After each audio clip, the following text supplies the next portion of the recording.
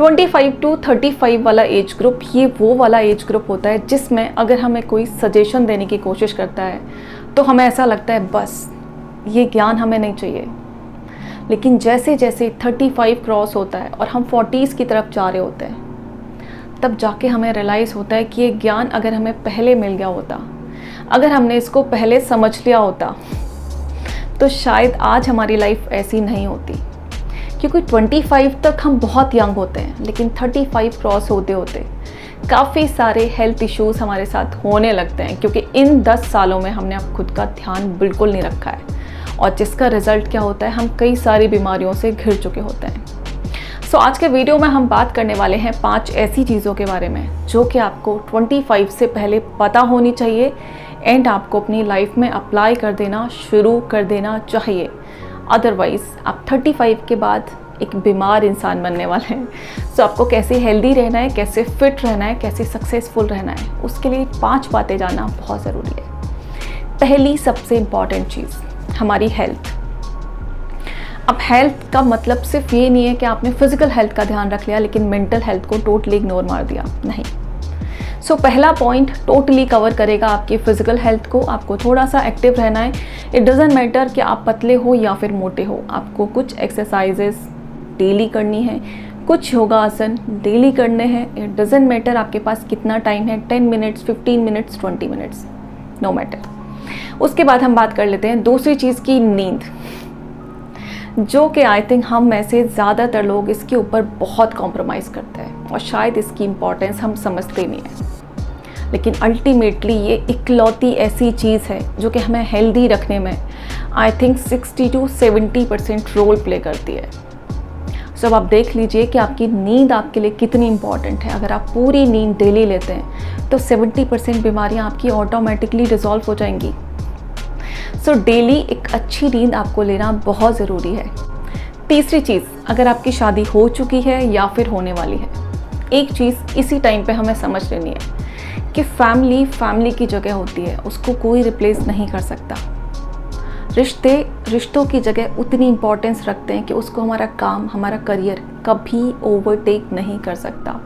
सो हमेशा अपने रिश्तों को एक साइड में रखें, अपने प्रोफेशन को, अपनी जॉब को, अपने करियर को एक साइड में रखें। इट डजेंट मैटर कि आप बिज़नेस कर रहे हैं या फिर कोई जॉब कर रहे हैं, लेकिन जॉब को जॉब तक रखिए और घर को घर पे ही छोड़ के जाइए। सो इन दोनों चीज़ों को अलग रखना बहुत ज़रूरी है, क्योंकि ये दोनों चीज़ें जहाँ पे कंबाइन होती हैं वहाँ पे बहुत सारी प्रॉब्लम्स खड़ी हो जाती है और उनको फिर हैंडल करना बहुत मुश्किल होता है। सो ऑफिस और घर के बीच में आपको एक एडजस्टमेंट बिठाना होगा जो कि बहुत ज़रूरी है, बहुत ज़्यादा ज़रूरी है। बात कर लेते हैं अपने चौथी चीज़ की, जो कि है हमारी डाइट। आई थिंक डाइट हमारे लिए सबसे ज़्यादा इम्पॉर्टेंट होनी चाहिए, क्योंकि ये जो एज है ना 25 वाली, ये टाइम है जहाँ हमारा शरीर अभी भी बन रहा होता है, हम अभी भी कुछ चीज़ें ग्रो कर रहे होते हैं। सो इस टाइम पे हमारी बॉडी को प्रॉपर एनर्जी की, प्रॉपर विटामिन्स एंड मिनरल्स की बहुत ज़्यादा ज़रूरत होती है। इस टाइम पे डाइटिंग बिल्कुल भी नहीं करनी है, और जो चीज़ें आपको लगता है कि ये मुझे बिल्कुल छोड़ देनी चाहिए, जी नहीं, आपको अपनी डाइट में ज़्यादा से ज़्यादा वैरायटी ऐड करनी है। अगर आप बहुत ज़्यादा फैटी हैं तो मैं कहूँगी कि आप बहुत ज़्यादा फैटी चीज़ें, ऑयली चीज़ें, फ्राइड चीज़ें, बाहर मार्केट का खाना या फिर बहुत ज़्यादा शुगरी आइटम्स ना लें।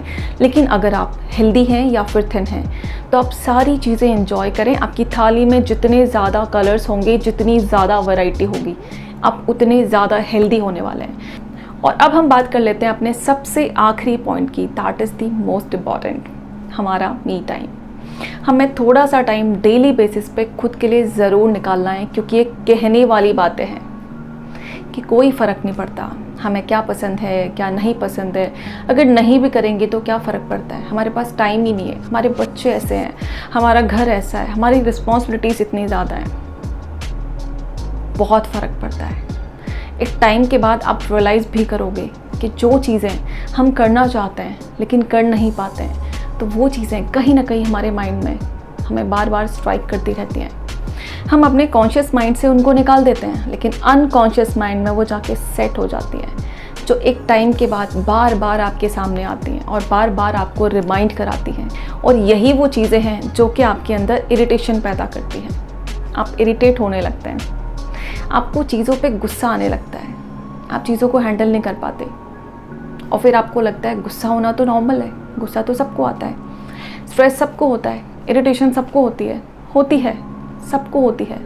लेकिन एक पर्टिकुलर टाइम के बाद आपको ये चीज़ें नहीं होनी चाहिए, एक लिमिट में होनी चाहिए। अगर ये एक लिमिट से ज़्यादा हो रही है, दैट मीन्स जो आप करना चाह रहे हैं, जो आप करना चाहते थे वो आप नहीं कर पा रहे हैं, और यही रीज़न है कि आपका जो माइंड है ना आपका साथ नहीं दे रहा है। सो बहुत ज़रूरी है माइंड को पीस देने की, इसको रिलैक्स करने के लिए।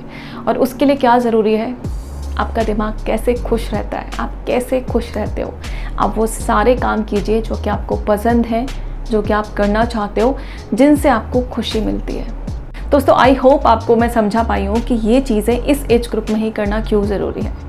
अगर आपको समझ आ गया है तो वीडियो को लाइक करके जाना ना भूलें और कमेंट में जाके ज़रूर बताएं कि आपको कौन सी चीज़ या फिर कौन सा पॉइंट सबसे अच्छा लगा। मिलते हैं किसी और वीडियो में किसी और टॉपिक के साथ, तब तक के लिए बाय।